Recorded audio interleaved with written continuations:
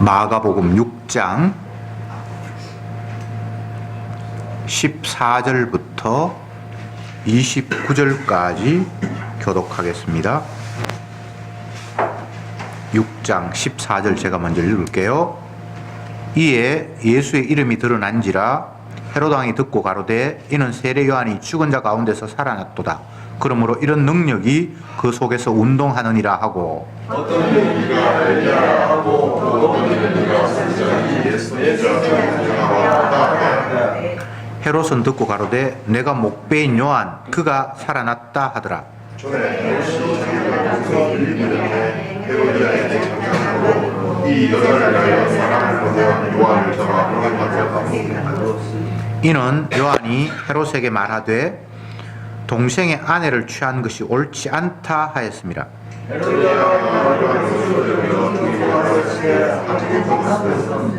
헤롯이 요한을 의롭고 거룩한 사람으로 알고 두려워하여 보호하며 또 그의 말을 들을 때에 크게 번민을 느끼면서도 달게 들어미러라. 마침 뒤에서 오나니 왔으니 곧 헤롯이 장신일에 배신들과 차도자들과 갈릴리 여인들로 더불어 장사하였으나 헤로디아의 딸이 친히 들어와 춤을 추어 헤롯과 및 함께 앉은 자들을 기쁘게 한지라.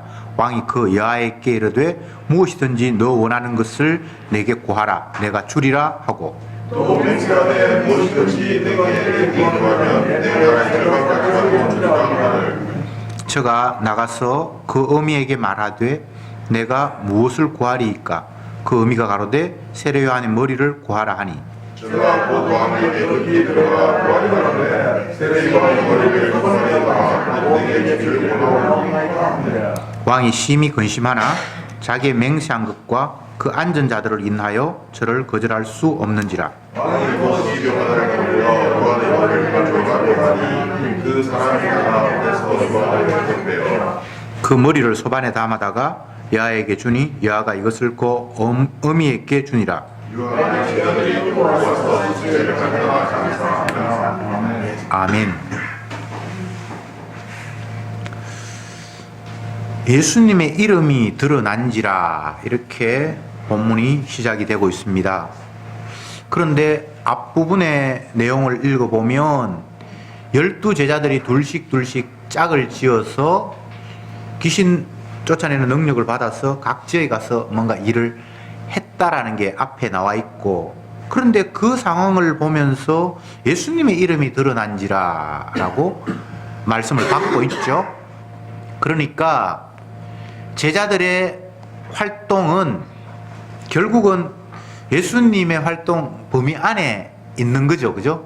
예수님의 제자였고 예수님이 능력을 주셔서 어떤 일을 행했으니까 그 제자들의 일은 예수님의 일이 되는 거죠. 그래서 예수님의 이름이 더욱더 드러난지라 이렇게 본문이 펼쳐집니다.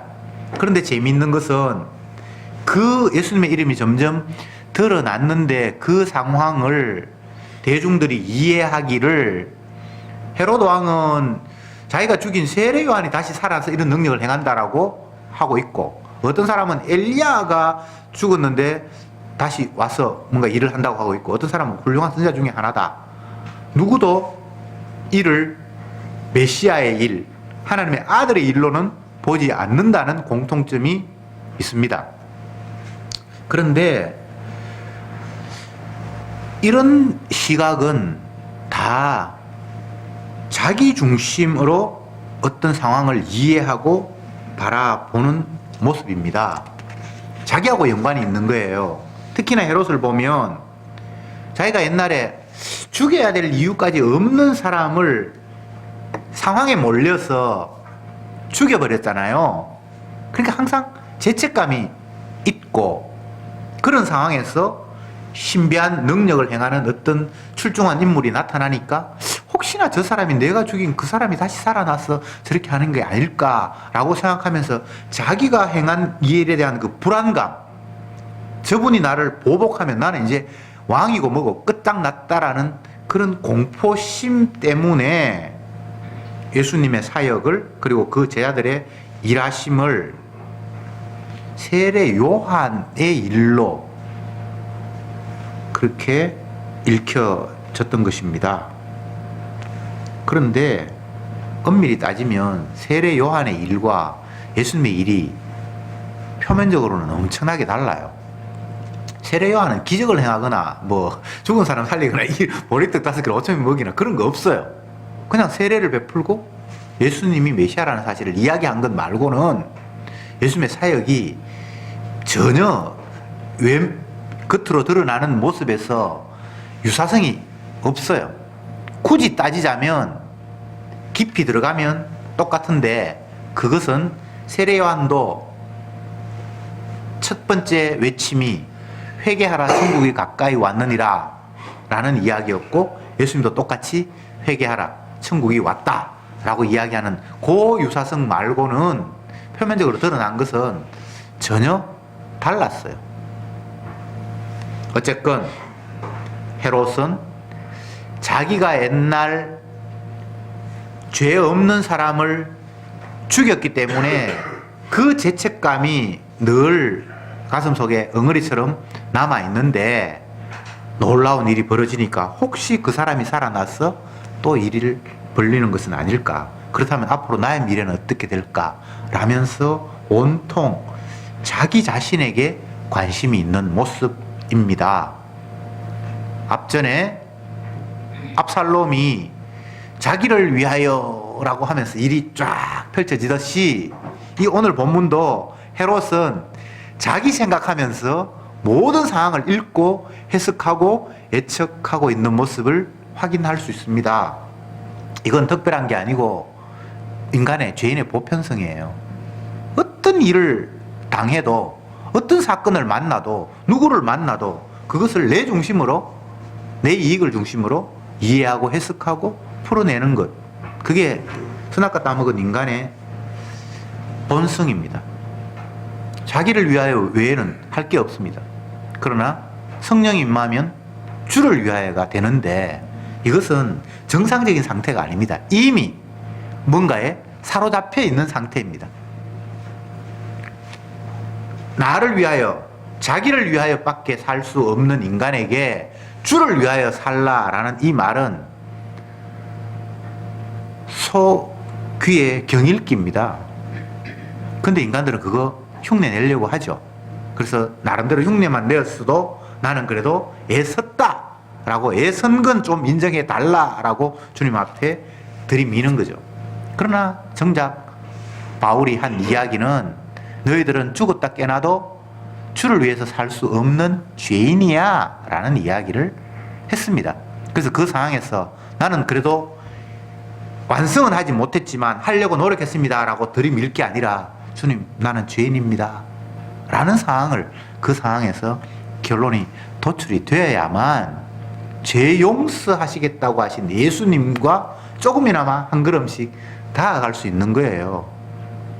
이걸 아무리 논리적으로 설명을 해도 은혜가 안 오면 하려고 애쓰는 걸로 끝나버립니다. 하라고 했으니까 했잖아. 안 되는 건 어쩔 수 없지만 하는 데까지는 해봐야지. 복 줘. 나 했으니까. 이게 인간의 한계입니다.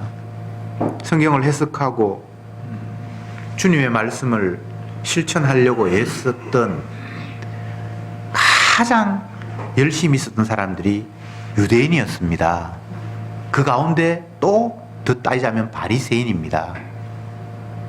어느 누구도 주가 주신 율법을, 말씀을 유대인처럼 바리새인처럼 완벽하게 해석할 수 있는 사람은 없습니다. 육의 한계, 육이 해석할 수 있는 완벽한 해석을 그들은 했습니다. 그런데 영이 오면 그 모든 것들은 다 무너지는, 자기를 위하여가 되는 거예요. 바울이 예수님을 만나기 전에 자기의 삶은 하나님을 사랑하고 율법을 순종하기 위해서 누구보다도 더 열심히 했던 삶, 율법으로는 흠이 없고, 그들의 기준에는 그게 과장된 표현이 아니에요. 자기들이 이해하고 있는 율법에서는 사도 바울의 삶은 흠이 없었어요. 그만큼 맹렬하게 주님을 사랑하는 마음으로 헌신하고 봉사하고 말씀에 순종했던 삶이에요. 육의 관점에서. 근데 영이 오니까 그게 다 주님을 발로 그런 일이 되고 말았단 말이죠. 세례 요한의 죽음을 놓고 헤롯은 예수님의 활동을 놓고 헤롯은 내가 죽인 세례 요한이 살아났다. 또 어떤 사람은 주님께서 보내실 엘리야가 왕 것 같다. 또 어떤 사람은 그냥 선지자 중에 뛰어난 사람인 것 같다. 이거 외에 인간이 다른 해석은 없어요. 사람은 누구도 예수님을 하나님의 아들로 볼 수가 없어요. 그래서 이 사람들을 어리석다고 말하면 안 돼요. 그냥 이게 당연한 거예요. 우리는 정답을 알기에 정답이 아닌 말을 하는 사람들은 틀렸다, 오답이다 라고 쉽게 말하죠. 그러나 정답을 모르는 입장에서는 그 상황을 놓고 이 사람들처럼 이렇게 이게 정답일 거야 라는 이 시각 말고는 다른 시각이 있다고 생각하면 안 돼요. 하나님의 아들이 어떻게 말구유에서 태어나야 합니까? 하나님이 보내시는 아들이 어떻게 하나님이 주신 율법을 정면으로 어길 수 있습니까? 안식일을 어기고 율법도 자기 마음대로 해석하고 또 하나님이 세운 대제사장 서기관 바리새인들을 개무시하고 무시 정도도 뭐 보통 무시하는 게 아니에요.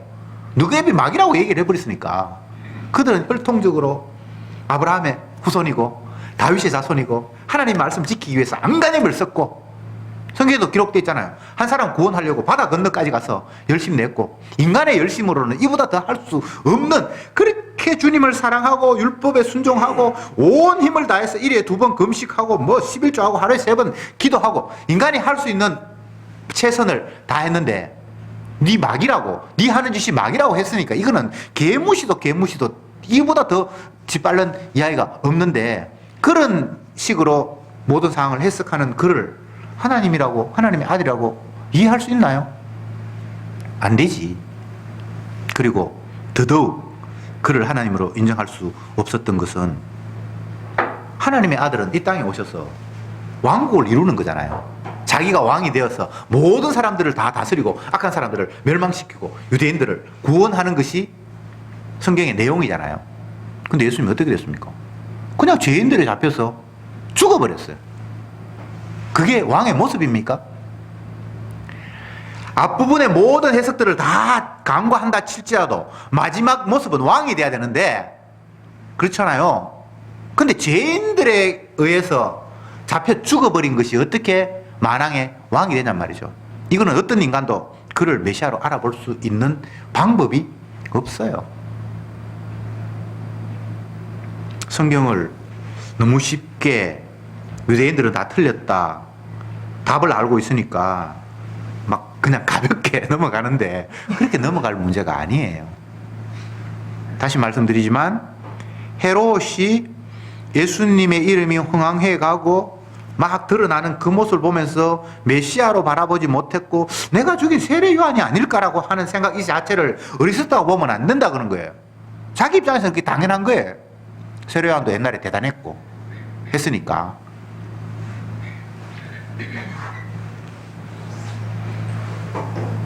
그런데 이 세례 요한이 자기의 손에 의해서 죽임을 당하잖아요. 근데 그 상황을 보면 잔치를 베풀고 있어요. 잔치날이에요. 무슨 잔치입니까? 자기 생일 잔치. 성경에 나오는 이야기잖아요. 몇 절입니까? 생일 잔치. 예? 21절. 마침 기회 좋은 날이 왔으니 곧 헤롯이 자기 생일에 대신들과 천부장들과 갈릴리 귀인들을 불러 잔치할세 이렇게 돼 있잖아요. 지 잔치날 딸이 아빠 기쁘게 하기 위해서 춤을 췄잖아요. 아마 발레 전공했는가? 그건 모르겠고. 그러니까 너무 왕이 기뻐서 딸내미한테 한 이야기가 야, 네 소원이 뭐냐? 내가 다 들어줄게. 뭐 나라의 절반이라도 줄게. 성경에는 왕이 나라의 절반이라도 줄게라는 말이 구약에도 나타나고 신약에도 나타나고 여러 군데 표시가 있습니다. 그것은 어떤 의미가 있는고 하면 왕은 신으로부터 통치권을 물려받았는데 반 이상을 주는 건 안 돼요. 반을 주겠다는 걸 다 주겠다는 그런 그 관용적인 표현이라고 보면 됩니다. 하나님이 받은 거 내가 다는 줄 수 없고 내가 줄 수 있는 거 다 주겠다라는 말이 반을 주겠다라는 이야기예요. 너무 기뻤죠. 그런데 그 자기의 기쁨, 흥에 겨워서 내뱉었던 이야기가 하나님의 사람을 죽이는 그런 잔치 같지 않은 잔치가 되었어요. 참 이것은 굉장히 많은 것들을 내포하고 있습니다. 성경에 잔치 이야기가 많죠. 예수님의 혼인잔치도 있고 뭐 구약에도 부림절부터 해가 많은 잔치가 있는데 주님의 잔치는 인간들이 자기 잔치를 베푸는 그 상태 속에서 희생물로 등장하면서 주님의 잔치가 펼쳐지는 그런 모습으로 성경은 모든 것들을 형상화하고 있어요. 에스에 나오는 부림절의 잔치는 그 아하수에르 왕권, 이스라엘을 완전히 장악해버리고 이스라엘 백성들을 식민지로 만들었던 그들이 하만은 2인자가 되어서 자기 잔치 베풀고 아하수에르는 왕권 이제 안정됐다고 해서 3년이 돼서 전국에서 다 사람 불러 모아서 잔치 베풀고 그 가운데 유대민족을 죽이고 없애버리려고 했던 계획이 그 잔치 속에 담겨 있었죠. 근데 결국은 에스더의 죽으면 죽으리라는 그 희생이 담겨짐으로 말미암아 죽일 사람이 죽고 죽임 당할 사람이 살아나는 대역전극이 벌어졌죠. 그게 부림절이잖아요. 지금 세례 요한이 죽는 그 모습인 어떻게 죽습니까? 세상 왕권 헤롯이 자기 잔치를 흥에 겨워서 즐거워하는 가운데 의인 희생이 목 잘리는 그런 모습이잖아요. 근데 여기에서는 잔치가 역전되는 모습이 안 보이죠. 근데 이미 이 안에 역전이 있어요. 의인의 죽음을 통해서 주님은 자기 잔치를 이미 베푼 거예요. 예수님 십자가의 죽음으로 말미암아 사람들은 자기들이 승리했다라고 생각하는데 그게 이미 주님의 승리가 다 담겨 있는 거예요. 우리는 이런 식으로 잔치를 바라보지 못하죠. 참 주님은 놀라운 거예요. 왕의 모습이 피조물에게 죽는 모습으로 왕의 자리에 등극하는 모습. 아들이 아버지의 뜻에 따라서 십자가의 죽음으로 주가 되는 모습. 그게 진정 왕으로서의 등극의 모습인데 사람들은 그 모습을 왕이라고 인정할 수가 없었던 거예요. 실패의 모습, 왕이 아닌 모습으로만 보였던 거예요. 그래서 보기는 보아도 알지 못하고 듣기는 들어도 깨닫지 못하는 상태를 계속해서 주님은 지속시키고 있어요. 참 주님은 얄궂다 이런 생각이 드는데 그게 하나님의 방법이에요. 왕으로 이 땅에 오시지만 고운 모양도 없고 풍채도 없고 흠모할 만한 왕으로서 따를 만한 무엇을 주신 적이 없어요. 그래서 알지 못하는 사람들은 그를 쓸어 버림받았다. 건축자들의 관점에서 볼 때에 재료들을 자기들은 잘 본다고 생각하죠. 건축자니까. 근데 건축자들이 집을 지으면서 이 돌은 필요 없어 라고 버렸는데 그게 진짜 모퉁이의 머릿돌이 되는 이 역전의 현상. 그래서 사람들이 보는 것, 아는 것, 경험해서 이건 틀림없다고 하는 것, 그것 자체가 다 오류예요. 주님을 볼 수 있는 눈은 인간에게는 없어요. 경험했기 때문에 나는 오랫동안 건축 전문가로서 건축 재료는 누구보다 내가 잘 알아. 이건 건축에 도움이 안 돼 라고 버릴 수밖에 없는 게 인간의 한계예요. 그 사람들 사이비 건축가라서 경험이 없어서 좋은 돌 못 알아본 게 아닙니다. 예수님을 못 알아본 사람들이 어리석어서 못 알아본 게 아닙니다. 율법에 이런 모양으로 보고 저런 모양으로 보고 아무리 봐도 그는 하나님의 아들일 수 없다고 판단했기 때문에 대제사장이 그를 죽이라고 한 거예요.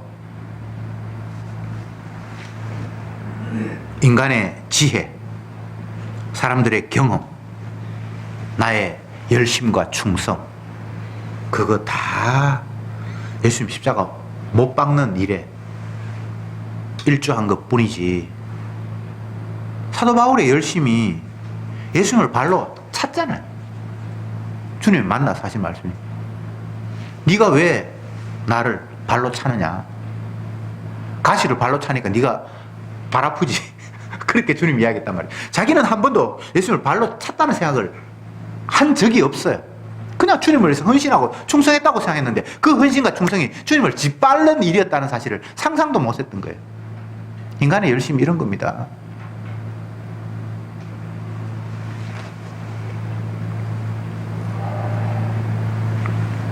우리는 어떤 경우에도 내 방법으로, 내 노력으로, 내 지식으로, 내 경험으로 주님을 높일 수 있는 가능성이 제로입니다. 부자가 천국 가는 것은 낙타가 바늘구멍 통과하는 것 같다. 안 된다는 이야기예요. 힘으로도 되지 아니하고 능으로 되지 아니하고 오직 나의 신으로 되느니라. 성전 짓는다고 부서진 성전 다시 회복한다고 열심히 하는데 힘으로도 되지 아니하고 능으로 되지 아니하고 오직 나의 신으로 된다. 안 된다는 거예요. 열심히 지었는데 그건 주님이 인정하시는 성전이 아니라는 거예요. 예수님 시대 때 성전이 있었습니다. 그것은 믿음으로 지은 것이 아니고, 유대인들이 하도 성전을 원하니까 그냥 왕이 백성들 관심 살라고 너 멋대로 한번 지어봐라. 그러니까 46년 동안 지었는데 아직도 완공이 안 된 성전이 예수님 당시에 있었던 성전입니다. 그런데 주님은 그걸 성전으로 인정했습니까? 아니죠. 사람은 성전 못 짓습니다. 구약에 지었던 성전 그냥 모형이에요. 진짜 영원히 무너지지 않을 성전이 있을 것이라는 걸 바라보면서 그냥 흉내내기 한번 해보라고 한 거예요.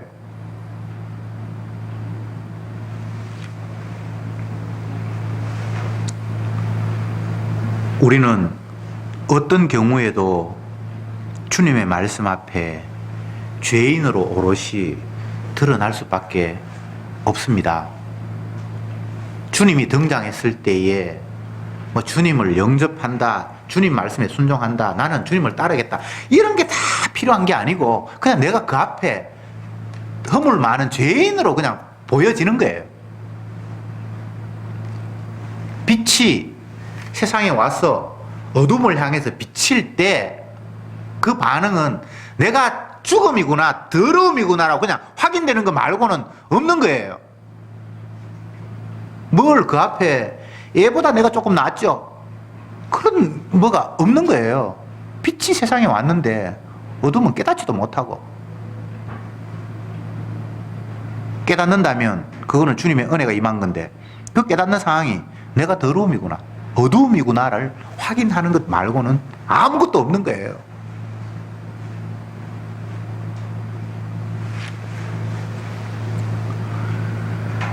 로마서에서 우리가 잘 아는 대로 택한 백성들을 향해서 주님께서 하시는 말씀이, 너희는 법 아래 있지 아니하고 은혜 아래 있다, 이렇게 말씀을 해요. 참 이게 얼마나 엄청난 이야기입니까? 너희는 법 아래 있는 자가 아니라 은혜 아래 있다. 법으로 너희들을 판단하는 것이 아니라 은혜로 너희를 대하는 그런 존재가 되었다. 로마서 6장 찾아봅시다. 다 아는 이야기지만 자꾸 찾아봐야 또 기억이 나니까. 로마서 6장 14절.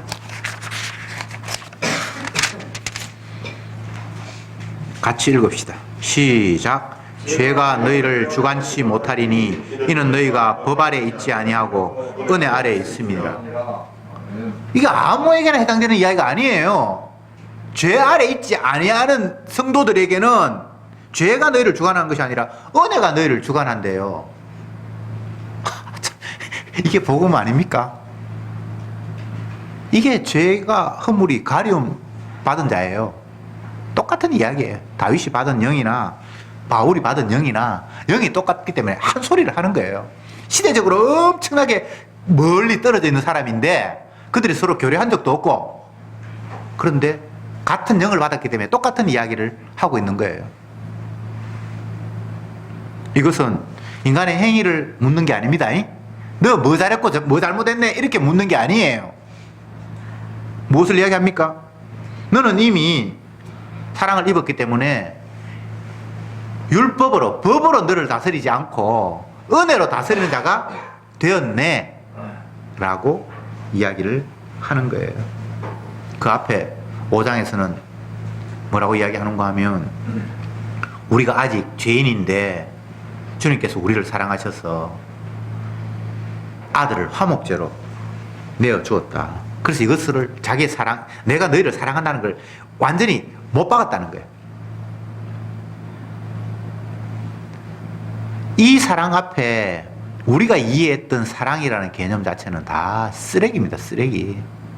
내가 뭐를 사랑해가지고 니한테 뭐를 해줬고, 이 땅에는 뭐 사랑이라는 게 엄청나게 나름대로 유통되고 있는데, 주님이 말씀하신 사랑, 너희가 아직 죄인 되었을 때 그리스도께서 너희를 위하여 죽으심으로 내가 너희를 사랑한다는 걸 확정했잖아 라는 이 사랑 앞에 인간들의 사랑, 자녀를 사랑하니 뭐 부모님을 사랑하니 다 그건 거짓말이에요. 고린도전서 10장, 13장에서 사랑을 이야기하면서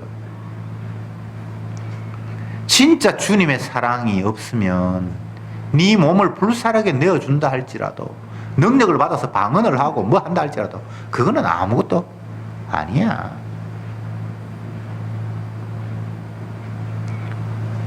다시 말씀을 드립니다. 주님의 말씀은 우리에게 행동을 촉구하는 것이 아니라 네가 얼마나 완악한 죄인인가를 알라는 거예요. 주님이 우리에게 나타나셨으면 우리가 할 수 있는 일이 내가 죄인인 걸로 드러나는 거 말고는 다른 게 없어요. 주님 만났으니까 주님을 잘 대접해야지, 이제 주님을 절대 떠나지 않아야지, 뭐 온갖 아이디어가 인간에게 다 나올 수 있는데 주님은 그런 걸 우리에게 원하는 것이 아니에요.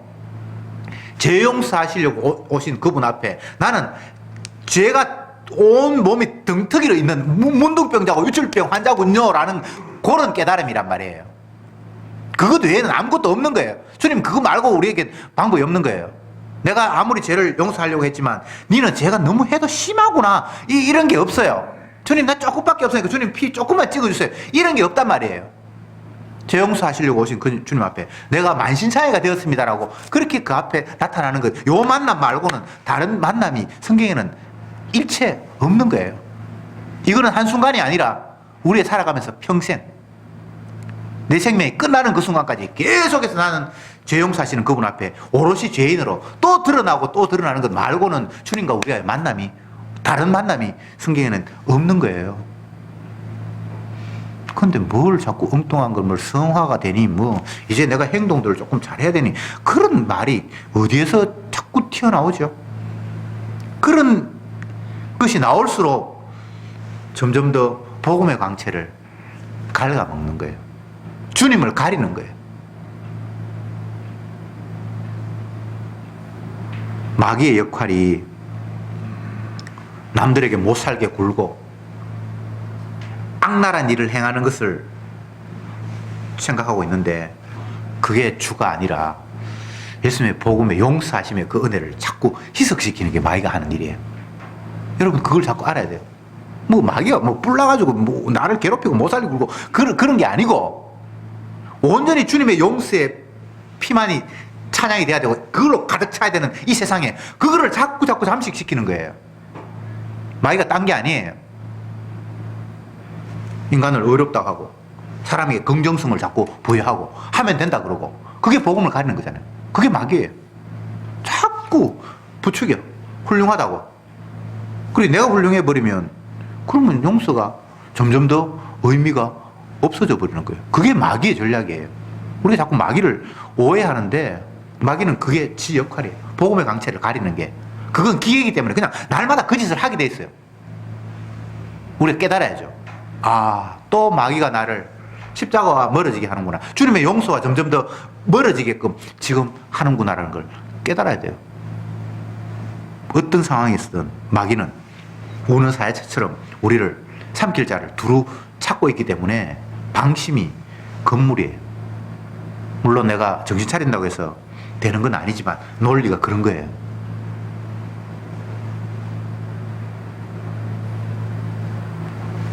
세례 요한 주님의 관점에서는 여자가 낳은 자 중에 이보다 더한 자가 없다라고 말씀을 하셨고, 인간의 시각으로 보니까 세례 요한의 활동은 길지 않아요. 예수님의 6개월 전에 등장해서 태어나는 것도 6개월 전에 태어났고, 공적인 생활을 시작하는 것도 예수님이 공적 생활이 6개월 전에 등장해서 한 6개월 동안 활동하다가 옥에 갇혀서 땡 이방 왕이 지 기뻐서 잔치하는 생일날 말 한번 그냥 툭 뱉었다가 그 신하들 보는데 그것도 말 주워 담을 수는 없고, 찝찝해서 내가 이거는 아닌데 이 사람은 죽을 일이 없는데 하다가 뭐 여론이 그 몰려가지고 남들 눈치가 보이니까 그래 뭐 너희들 목 잘라가 가져가라.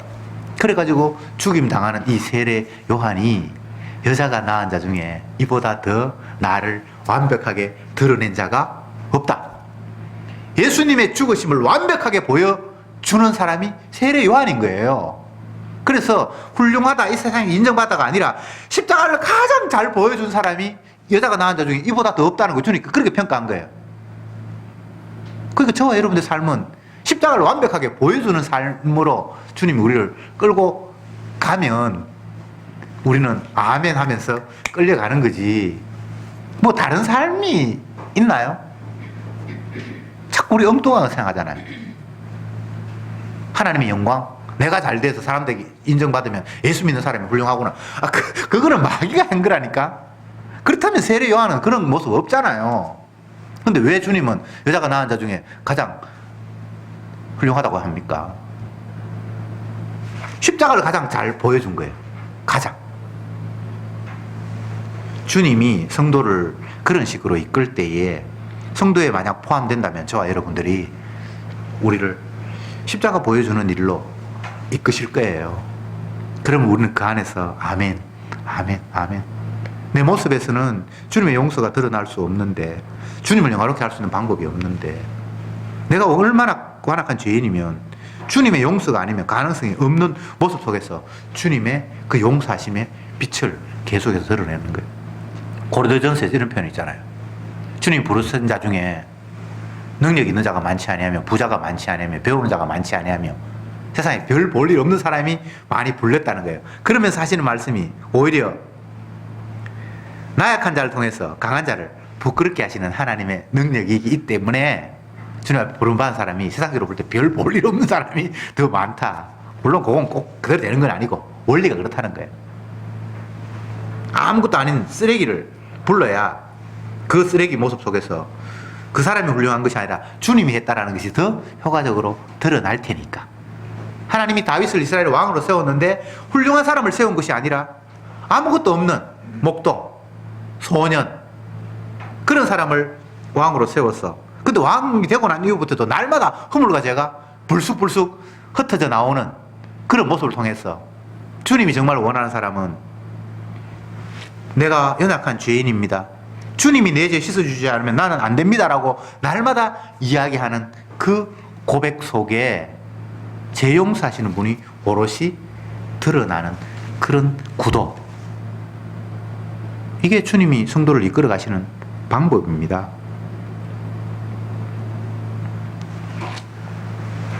허물, 죄, 죄 용서, 이런 개념들은 성경 아니면 그게 기쁜 소식일 수가 없는 단어들이에요. 그렇지 않습니까? 오로지 성경에서만 그게 복음이에요. 그러니까 세상은 기쁜 소식이 뭐 소유가 늘어났다든가 지위가 올라갔다든가 뭐 건강을 회복했다든가 뭐 이런 게 기쁜 소식인데, 주님은 죄 사함, 허물을 덮어주심, 너희 죄를 기억도 아니하심, 이런 게 복음이란 말이에요. 그러니 주님이 주시는 평안은 세상이 주는 평안과 같지 않죠.